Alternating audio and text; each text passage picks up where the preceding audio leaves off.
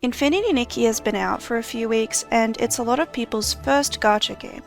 You can play this game without paying any money, but I wanted to go over the paid options in this game for those who are new to this genre and are worried about what they're missing out on if they don't spend. I think it's completely fine to want to spend money on your hobbies, including making purchases in free-to-play games if it makes you happy, and I've got no room to shame anyone for it. That's not what I'm trying to do. I just want to inform you about how these kinds of games work so you understand what you're buying.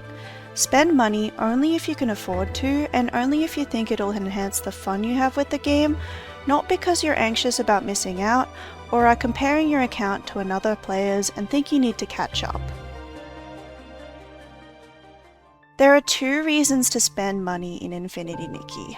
One is to obtain cosmetic items, some of which are exclusive to paid players. The other is to speed up the daily grind so you can complete challenges in the game faster. Let me explain this second reason first. Like other games in this genre, Infinity Nikki has a stamina system called energy.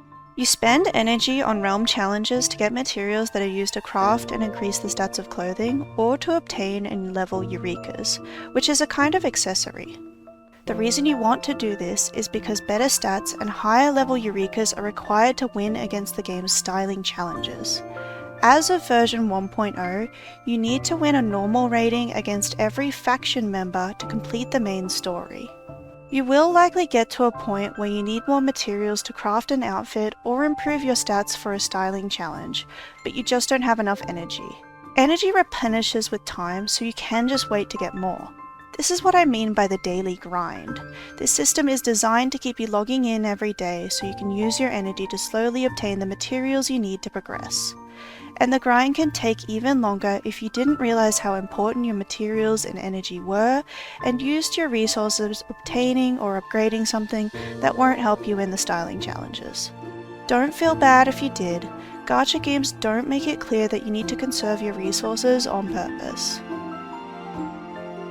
This is where paying to speed things up comes in.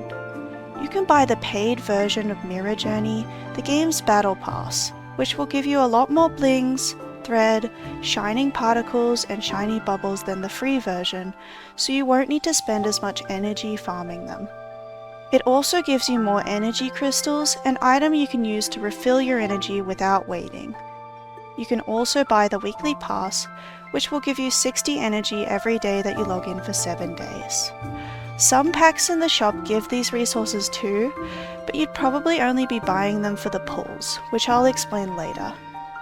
Finally, you can buy Stellarite, which can be converted to diamonds and used to replenish your energy up to 6 times a day. I'll get into which purchases I think are and aren't worth it later in this video, but I want to stress that I really don't recommend buying energy with diamonds. The other way you can get higher stats to complete styling challenges ties into the other reason to spend money in this game, the outfits. Infinity Nikki is a dress-up game, and aside from the outfits you obtain through crafting and event rewards, you can buy more outfits in the shop or buy currency to pull for outfits in the gacha. These outfits do have higher stats than the free ones, but I caution against buying or pulling outfits you don't want just to beat styling challenges. Now, I don't know what the future of this game is going to be like, if it will get to a point where you can't complete the main story or limited time events without paid or gacha outfits.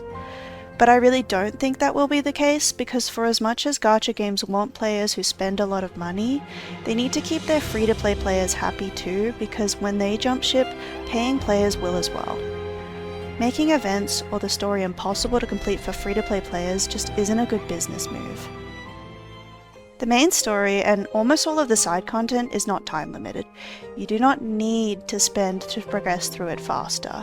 If you're happy to, you can just wait for more energy to get the materials you need. Early on in the game, you will be desperate for more resources, but in every other gacha game I've played, you reach a point where you have more than you know what to do with after playing for so long. Buying resources and energy will only get you to that point faster, so you need to weigh up whether you'll be happy to progress through the game quicker now, or just regret spending that money later. So for now, I think it's best to treat the paid and gacha outfits as cosmetics and assume that free-to-play alternatives will be available to complete styling challenges. Like I said, Infinity Nikki is a dress-up game, so it makes perfect sense to want to be able to get more clothing items. I won't fault anyone for that, but something you need to understand is that unless you are prepared to spend thousands of dollars on the game, you can't have everything. So if you're a completionist without that much disposable income to spend, the gacha genre is not going to be for you. For the average player, even if you spend money on this game, you will need to pick and choose what cosmetics are worth getting and which you need to skip. These games rely on your fear of missing out to push you towards spending on items that are only available for a limited time. And it's easy to see other people post photos of their Nikki in new outfits and feel tempted. But try to think about what you really want. Wait for news on upcoming outfits before deciding if you want what's available now or if you'd rather save for the next thing. Maybe you were thinking of getting Moonlight Oath because of the veil, but if you waited until the 1.1 update news, you'd see that we're getting another outfit with a veil soon. Limited items will most likely come back eventually, so there's no need to be hasty when deciding what to get. Players who don't spend anything will accumulate diamonds through daily rewards, events, quests, and exploring the world. You can supplement this diamond income with the monthly pass, which gives you 90 diamonds a day every day that you log in for 30 days. Or you can buy the battle pass, which on top of the resources I talked about before, gives you diamonds and pulls for the limited banner. There are packs in the shop which give you limited and permanent pulls that you can buy once each. Finally, you can buy Stellarite, which can be converted into diamonds for buying pulls, or used to buy outfits that you can only buy with Stellarite. You need a lot of pulls to get a complete outfit from the gacha in this game, and we won't know how much we can expect from new versions until the game has been out for a while and shown a clear pattern. To compare to another game for a second, in Genshin Impact, we've come to expect getting around 70 pulls every patch as a free-to-play player. Since you're guaranteed a 5-star at 90 pulls, this makes buying the game's monthly and battle pass options appealing because with the extra currency, you can guarantee a 5-star every patch. But in Infinity Nikki, we might need to save for multiple patches to guarantee a full 5-star outfit even with the monthly and battle pass purchase. There's more of a time commitment, and it would really suck to lose interest in the game after you've spent money, but before you've gotten an outfit you want out of it. Do note that this game has given out free outfits with events, world exploration, and the story, and will continue to do so. So just like with resources, you might be desperate for more at the beginning of the game, but after playing for a long time, you will have plenty of items in your wardrobe. One more thing to keep in mind is the Mira Crown challenges. Some of these challenges are time limited and get replaced with different ones once the time is up. In the first half of version 1.0, the final Mira Crown challenge required you to put an outfit together with 5 or more sexy and romantic pieces to get 3 stars, which was only possible if you pulled for the Flutterstorm outfit. I pulled for the Blooming Dreams outfit and skipped Flutterstorm, so I only got 2 stars in this challenge. I missed out on getting 30 diamonds because of this, which is not even enough for a single pull. So don't feel like you need to pull or buy outfits for the Mira Crown challenges. It's optional content and won't make your purchases worth it with its rewards. To summarize, you can spend money in Infinity Nikki to complete content faster, but if you're patient, you can complete the same content without paying. You can spend to get some paid outfits or pulls to get outfits from the gacha, but there's always going to be more new outfits coming out, so you still need to pick and choose which ones you want, unless you're happy spending thousands of dollars on a dress-up game as opposed to anything else in your life that you could be spending thousands of dollars on. Personally, I've spent about $100 Australian on Infinity Nikki because I'm excited for this game's future and wanted to give myself a head start. I wanted some of the paid outfits and some resources to shorten the grind. Everyone's priorities are different, so what might be a worthy purchase to me might not be for you. With that in mind, if you're thinking of spending some money on Infinity Nikki, I'd recommend buying the paid Mira Journey, but only if you've already completed up to level 50 or think you'll be able to complete it before the next version. The cheaper version comes with an outfit for Momo and a lot of resources to make upgrading your outfits easier. The more expensive version comes with 980 Stellarite, which is enough to buy a paid 4-star outfit from the shop. So that's handy if you want both the Battle Pass and a paid outfit. Otherwise, you can stick with a cheaper version that's better value and weigh your options the next patch.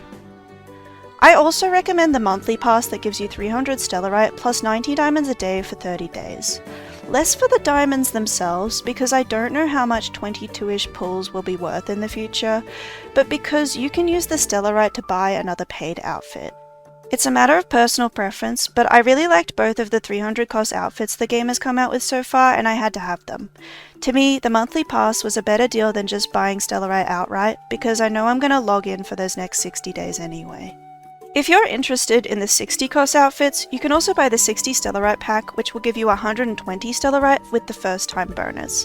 But after that, you should stick with the weekly pass that gives you 60 Stellarite plus 60 energy for 7 days at the same price.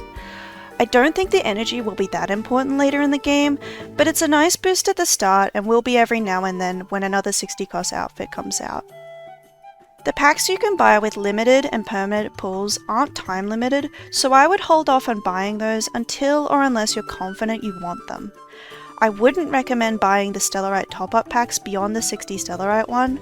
They're not good value for money even with the first time bonus.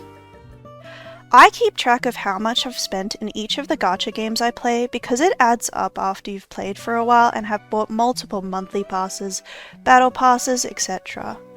Don't feel pressured to spend at all, and if you do want to, be smart and stick to your budget.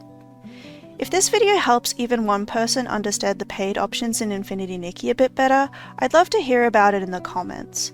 If there's anything I missed or advice you can give, I'd appreciate a comment about that too. I have a second account in Infinity Nikki where I'm trying to see how much I can achieve without pulling on the gacha system at all, so hopefully I'll be able to find out for sure whether or not gacha outfits are required to complete the game when I've got more time to work on that. Wish me luck. Bye!